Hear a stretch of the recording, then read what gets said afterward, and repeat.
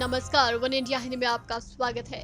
अमेरिकी राष्ट्रपति Donald Trump एक बार फिर चीन पर भड़के हैं। उन्होंने एक बार फिर कहा कि चीन ने कोरोना वायरस को शुरुआत में ही रोकने की कोई कोशिश नहीं की, जिसकी वजह से ही आज दुनिया के 185 देश नरक में हैं।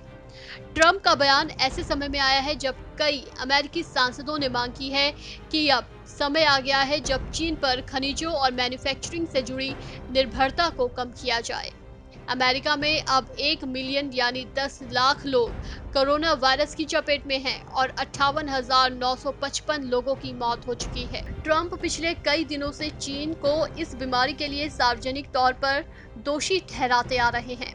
अमेरिकी राष्ट्रपति ने वायरस को एक अदृश्य दुश्मन करार दिया और साथ ही इसके खिलाफ एक जांच शुरू कर दी।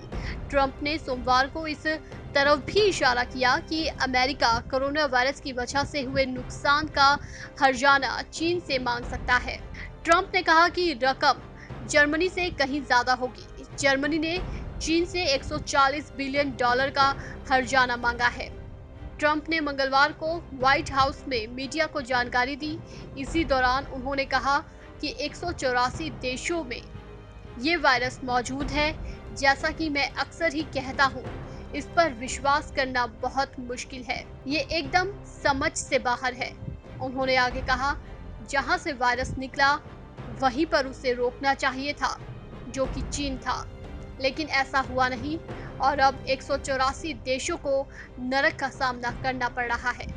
अमेरिका के अलावा यूके, फ्रांस और जर्मनी ने भी चीन को दोषी ठहराया है।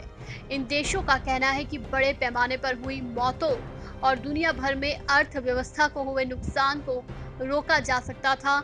इन देशों के मुताबिक अगर चीन ने शुरुआत में ही जानकारी साझा की होती तो आज हालात बेहतर होते। कोरोना वायरस का पहला केस नवंबर 2019 के मध्य में हुबेई प्रांत के वुहान में सामने आया था। अब तक दुनिया में 2 लाख से ज्यादा लोगों की जान वायरस की वजह से चली गई है और सबसे ज्यादा नुकसान अमेरिका को ही हुआ है। इस खबर में फिलहाल इतना ही। तमाम अपडेट्स के लिए बने रहिए वन इंडिया के साथ।